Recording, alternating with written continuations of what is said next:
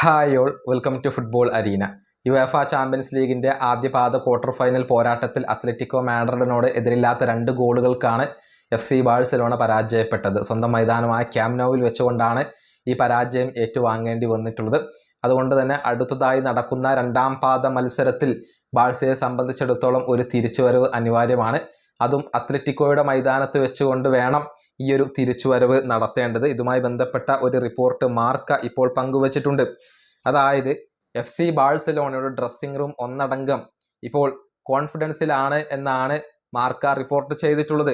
നമുക്ക് സാധിക്കും എന്ന ഒരു മെസ്സേജാണ് ബാഴ്സയുടെ ഡ്രസ്സിംഗ് റൂമിൽ ഉള്ളത്. ഒരു ശക്തമായ തിരിച്ചുവരവ് അടുത്ത പാദത്തിൽ നടത്താനുള്ള ഒരു കപ്പാസിറ്റി തങ്ങൾക്കുണ്ട് എന്നാണ് ബാഴ്സയുടെ ഡ്രസ്സിംഗ് റൂം ഒന്നടങ്കം ഇപ്പോൾ വിശ്വസിക്കുന്നത് എന്നാണ് മാർക്ക റിപ്പോർട്ട് ചെയ്തിട്ടുള്ളത്.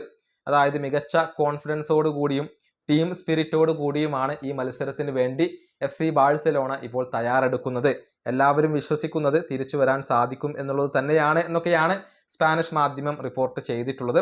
ഏതായാലും ഏപ്രിൽ 14-ാം തീയതി അർദ്ധരാത്രി ഇന്ത്യൻ സമയം 12:30 ഈ ഒരു 2ാം പാദ മത്സരം നടക്കുക. FC ബാഴ്സലോണയെ എങ്ങനെയെങ്കിലും തടയുക എന്നുള്ളതാകും അത്ലറ്റിക്കോയുടെ ലക്ഷ്യം. എന്നാൽ അവർക്ക് സെമി ഫൈനലിലേക്ക് മുന്നേറാൻ സാധിക്കും. ഈ വീഡിയോ അവസാനിപ്പിക്കുന്നു. അടുത്തൊരു വീഡിയോയിൽ കാണാം.